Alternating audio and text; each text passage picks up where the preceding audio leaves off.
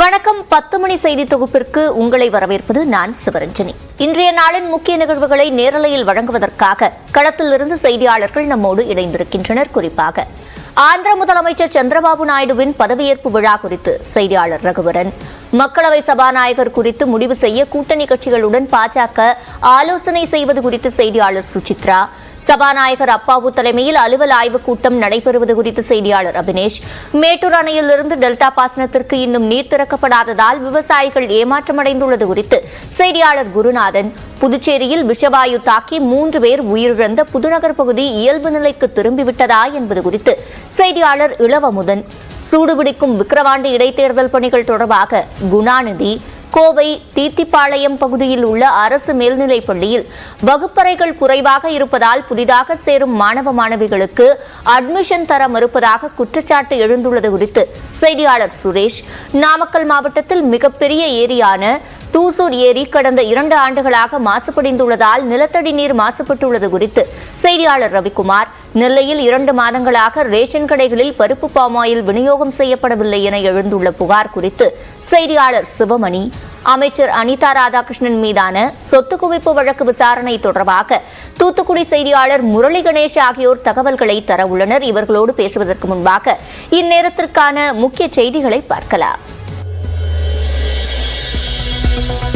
4வது முறையாக ஆந்திர முதலமைச்சராக இன்று பதவியேற்கிறார் சந்திரபாபு நாயுடு. விஜயவாடா அருகே காலை 11:27 மணிக்கு பதவியேற்பு விழா.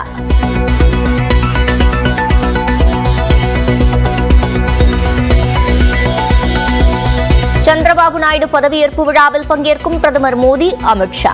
விழாவில் கலந்து கொள்ள விஜயவாடா சென்றடைந்தார் நடிகர் ரஜினிகாந்த்.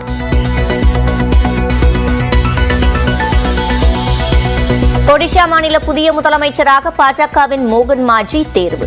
இன்று மாலை நடைபெறும் விழாவில் ஆளுநர் பதவி பிரமாணம் செய்து வைக்கிறார்.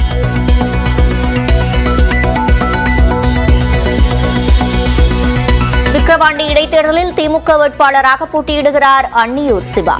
முதலமைச்சரும் திமுக தலைவருமான மு.க. ஸ்டாலின் அறிவிப்பு.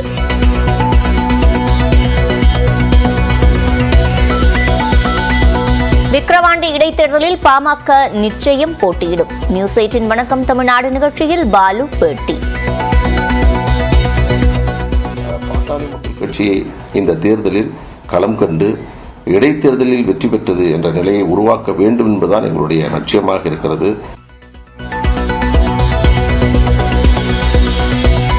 பிற்பகல் 3:30 மணிக்கு இந்திய தேர்தல் ஆணையரை சந்திக்கிறார் விஜயபிரபாகர்.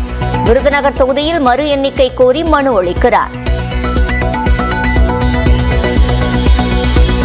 புதுச்சேரியில் விஷவாயு கசிந்து 3 இறந்தது தொடர்பாக விசாரணை நடத்த 2 குழுக்கள் அமைப்பு. ஹைட்ரஜன் சல்பைட் வாயு உயிரிழப்புக்கு காரணம் என ஆய்வில் தகவல்.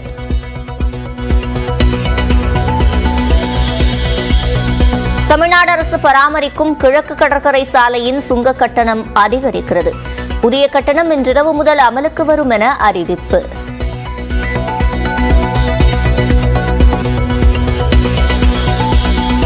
தமிழகத்தில் காங்கிரஸ் கட்சியை வலுப்படுத்த வேண்டும் என மாநில தலைவர் செல்வ பெருந்தகை பேச்சு. எவ்வளவு காலம்தான் மற்றவர்களை சார்ந்திருக்கப் போகிறோம் என்றும் நிர்வாகிகளிடம் கேள்வி. ஒன்று மட்டும்தான் தலைவர்கள் பேசும்பொழுது கருத்தில் உட்கொள்ள வேண்டும். நாம் பிறரை சார்ந்திருக்க போகிறோமா அல்லது சுயமாக இருக்க போகிறோமா? எவ்வளவு காலம் பிறரை சார்ந்திருக்க முடியும்? தனித்து போட்டியிடுவது தொடர்பாக காங்கிரஸ் நிர்வாகிகளிடையே கருத்து வேறுபாடு.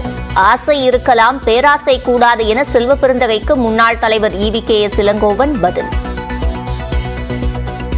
நான் தான் வெல்லுவேன், நான் தான் தனியாக நிற்பேன், நான் தான் தனியாக தோற்பேன் என்றால் அது உங்கள் இஷ்டம். இந்திய ராணுவத்தின் புதிய தலைமை தளபதியாக லெப்டினன்ட் ஜெனரல் உபேந்திர திவேதி நியமனம். வரும் 30ஆம் தேதி பதவியேற்பார் என மத்திய அரசு அறிவிப்பு.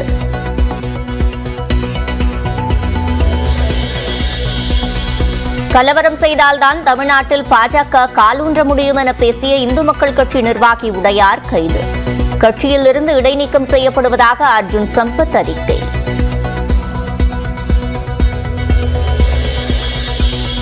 கல்வி முறை மற்றும் தரத்தை மேம்படுத்துவது தொடர்பாக அனைத்து மாவட்ட ஆட்சியர்களுக்கும் தலைமைச் செயலாளர் சுற்றறிக்கை. மாவட்ட அளவிலான ஆய்வு நடத்தவும் உத்தரவு. கொலை வழக்கில் கன்னட நடிகர் தர்ஷன், நடிகை பவித்ரா ஆகியோருக்கு 6 நாட்கள் போலீஸ் காவல். பெங்களூரு மேஜிஸ்திரேட் நீதிமன்றம் உத்தரவு.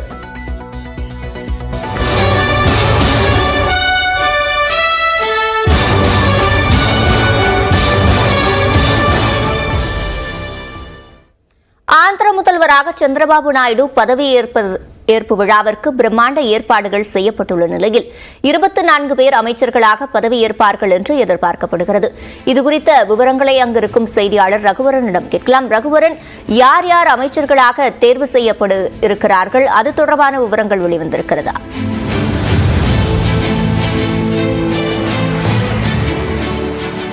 ஆந்திர முதல்வராக சந்திரபாபு நாயுடு 4வது முறையாக இன்று பதவியேற்கிறார். குறிப்பாக பார்த்தீங்கன்னா இன்று காலை 11:27 மணிக்கு இந்த பதவியேற்பு நிகழ்வானது நடைபெற்றுக் கொண்டிருக்கிறது. நாம் தற்போது இந்த விழா மேடை அருகே தான் இருக்கிறோம். பார்த்தீங்கன்னா எவ்வளோ டிராபிக் இங்கே இருக்குன்னு பார்க்கலாம். பிரம்மாண்ட ஏற்பாடு செய்யப்பட்டிருக்கிறது. கிட்டத்தட்ட 1 லட்சம் பேர் வரை அமரக்கூடிய வகையில் ஏற்பாடுகள் செய்யப்பட்டிருந்தாலும் முக்கிய தலைவர்கள் நிறைய பேர் வராங்க. பிரதமர், அமித்ஷா உள்ளிட்ட மத்திய அமைச்சர்களும் வராங்க. அது மட்டும் இல்லாமல் பிற மாநில முதல்வர்களும் வர இருக்கிறாங்க. அது மட்டும் இல்லாமல் சிறப்பு அழைப்பாளராக ரஜினிகாந்த் உள்ளிட்ட திரை பிரபலங்களும் நிறைய பேர் வந்திருக்கிறாங்க. அதனால பாதுகாப்பு ஏற்பாடுகள் இங்கே விஜயவாடால பார்த்தீங்கன்னா மிக பிரம்மாண்டமாக செய்யப்பட்டிருக்கிறது. நாம் தற்போது இந்த மேடை அருகே இருக்கிறோம். இந்த பதவியேற்பு விழாவை பொறுத்த வரைக்கும் பார்த்தீங்கன்னா சந்திரபாபு நாயுடுவினுடைய தெலுங்கு தேசம் கட்சி 134, அதாவது மெஜாரிட்டிக்கு மேலேயே அதிக இடங்களை பெற்றிருந்தாலும் கூட்டணி அரசாகவே இந்த அரசை அவர் அமைக்க இருக்கிறார். குறிப்பாக பார்த்தீங்கன்னா பிஜேபிக்கு 2 அமைச்சர் பொறுப்பு கொடுக்க இருக்கிறார். அதே மாதிரி இந்த கூட்டணியில் மிக முக்கிய அங்கம் வகித்ததாக பார்க்கப்பட்ட, அதாவது 21 இடங்கள் கொடுக்கப்பட்ட பவன் கல்யாணின் ஜனசேனா கட்சி போட்டியிட்ட 21 இடங்களிலும் வெற்றி பெற்றிருக்கிறது அப்படின்னு தான். அதனால நேற்று சட்டமன்ற குழு தலைவராக சந்திரபாபு பேசிய போது கூட கூறியது என்னன்னா, போட்டியிட்ட அனைத்து இடங்களிலும் வெற்றி பெற்ற பவன் கல்யாணுக்கு முக்கிய பொறுப்பு வழங்கப்படும் அப்படின்னு சொல்லி இருந்தாரு. அதன் அடிப்படையில் பார்த்தீங்கன்னா அவருக்கு துணை முதல்வர் அல்லது முக்கிய இலாக்கா ஒதுக்கப்படுவதற்கு வாய்ப்பு இருப்பதாக பார்க்கப்படுகிறது. பவன் கல்யாணும் அமைச்சரவை பொறுப்பில் இடம்பெறுகிறார். அது மட்டும் இல்லாம பாஜகவை சேர்ந்த 2 பேர் அமைச்சராக பொறுப்பேற்கிறார்கள். பவன் கல்யாணின் ஜனசேனா கட்சியிலிருந்து மொத்தம் 4 பேர் இந்த அமைச்சரவையில் இடம்பெற இருக்கிறாங்க. அது மட்டும் இல்லாமல் இந்த சந்திரபாபு நாயுடைய இந்த வெற்றிக்கு மிக முக்கியமான, கடந்த அவர் 2 ஆண்டுகளுக்கு முன்பு அவர் கைது செய்யப்பட்டு அவர் சிறையில் அடைக்க போது அந்த கைதை கண்டித்து அவரது மகன் லோகேஷ் இந்த கட்சிக்காக நிறைய 400 கிலோமீட்டர் 500 கிலோமீட்டர் அவர் நடைபயணம் மேற்கொண்டிருந்தது. ஆந்திராவில் ஒரு பேசுபொருளாக இருந்தது, பிரச்சாரத்திலும் பெரிய பேசுபொருளாக இருந்தது. அதனால் சந்திரபாபு நாயுடைய மகன் லோகேஷ் அவர்களுக்கும் முக்கிய இலாக்கா ஒதுக்கப்பட இருக்கிறது. அவரும் அமைச்சரவையில் இடம்பெறுகிறார். குறிப்பா பாத்தீங்கன்னா மெஜாரிட்டியாக தெலுங்கு தேசம் கட்சி இருந்தாலும் கூட்டணி ஆட்சியாகவே, கூட்டணி அமைச்சரவையாகவே இந்த முறை பதவி ஏற்க இருக்கிறார்கள். சந்திரபாபு நாயுடுடன் சேர்த்து குறிப்பாக பார்த்தீங்கன்னா 24 பேர் இந்த அமைச்சரவையில் இடம்பெற இருக்கிறார்கள். விவரங்களை வழங்கியமைக்கு நன்றி ரகுவரன்.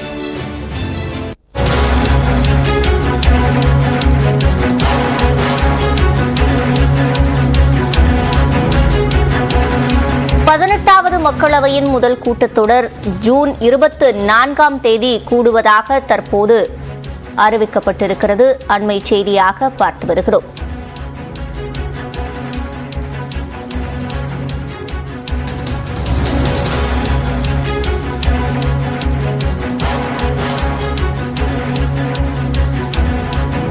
ஜூன் 24ஆம் தேதி 18வது மக்களவை கூட்டத்தொடர் கூட இருப்பதாக தற்போது அறிவிப்பு வெளியாகி இருக்கிறது.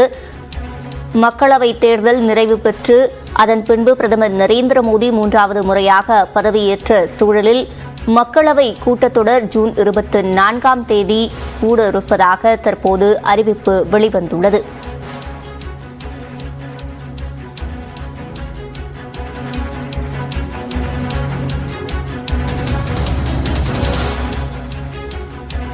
தொடர்ந்து கூடுதல் விவரங்களை செய்தியாளர் சுசித்ராவிடம் கேட்கலாம். சுசித்ரா, முழுமையான விவரங்கள். புதிதாக மத்திய அரசானது பொறுப்பேற்றுள்ள நிலையில் தற்பொழுது அதற்கான அந்த ஒரு முதல் நாடாளுமன்றத்துடைய அவை கூட்டம் என்பது வரும் 24ஆம் தேதி தொடங்கி ஜூலை 3ஆம் தேதி வரை நடைபெறும் என்ற ஒரு அதிகாரப்பூர்வ அறிவிப்பை மத்திய நாடாளுமன்ற விவகாரத்துறை அமைச்சர் கிரண் ரிஜிஜு தற்பொழுது வெளியிட்டுள்ளார். இந்த முதற்கட்டமான அவை நடவடிக்கைகளில் குறிப்பாக புதிதாக தேர்வு செய்யப்பட்டுள்ள எம்பிக்களுடைய பதவியேற்பு இருக்கும். அதன் பிறகு சபாநாயகர் யார் என்று தேர்வு செய்யப்பட்டு முழுமையான அந்த அலுவல் தொடங்கும் என்று ஒரு அதிகாரப்பூர்வ அறிவிப்பையும் தற்பொழுது கிரண் ரிஜிஜு வெளியிட்டுள்ளார். முதற்கட்டமான மத்திய அரசு பதவியேற்றவுடன் முதல் அவையினுடைய நடவடிக்கைகள் என்பதை பொறுத்தளவில் மத்திய பட்ஜெட் ஆனது தாக்கல் செய்யப்படும். அதன் பிறகு உடனடியாக விரைவிலேயே முதல் அந்த கூட்டமானது முடிவடைந்தவுடன் மழைக்கால கூட்டத்தொடரும் கூடப்படும் என்ற ஒரு அதிகாரப்பூர்வ அறிவிப்பும் தற்போது வெளியாகி இருக்கிறது. அதனிடையேதான் 24ஆம் தேதி இந்த நாடாளுமன்றத்தினுடைய 2 அவைகளுடைய அலுவலும் தொடங்கும் என்ற ஒரு கூட்டத்திற்கு தற்போது அழைப்பானது விடுக்கப்பட்டுள்ளது. மத்திய நாடாளுமன்றத்தினுடைய விவகாரத்துறை அமைச்சராக பொறுப்பேற்ற கிரண் ரிஜிஜு இந்த அதிகாரப்பூர்வ அறிவிப்பை தற்பொழுது வெளியிட்டுள்ளார். அதற்கு முன்னதாகவே எம்பிக்களுடைய புதிதாக தேர்வு செய்யப்பட்டுள்ள எம்பிக்களுடைய ரெஜிஸ்ட்ரேஷன் என்பது நாடாளுமன்றத்தில் நடைபெறும் எனவும் அந்த ரெஜிஸ்ட்ரேஷன் பணிகள் முழுவதும் முடிந்த பிறகு 24ஆம் தேதி அவை நடவடிக்கைகள் தொடங்கும் என்ற ஒரு அதிகாரப்பூர்வ அறிவிப்பை தற்பொழுது வெளியிடப்பட்டது. முதல் கூட்டம் மத்திய 3வது முறையாக பிரதமராக நரேந்திர மோடி அவர்கள் பொறுப்பேற்ற பின்னர் நடைபெறும் முதல் அவையினுடைய கூட்டம் என்பது இது முக்கியமாக பார்க்கப்படுகிறது.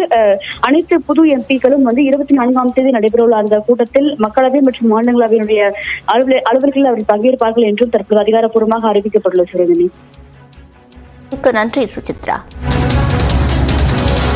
ஜூன் 24ஆம் தேதி 18வது மக்களவை கூட்டத்தொடர் நடைபெற இருப்பதாக அறிவிப்பு வெளியாகியுள்ளது. அதேபோல ஜூன் 27ஆம் தேதி மாநிலங்களவை கூட உள்ளதாகவும் தெரிவிக்கப்பட்டுள்ளது. புதிதாக தேர்ந்தெடுக்கப்பட்ட மக்களவை எம்பிக்கள் ஜூன் 24ஆம் தேதி முதல் பதவியேற்க உள்ளதாகவும் தெரிவிக்கப்பட்டுள்ளது.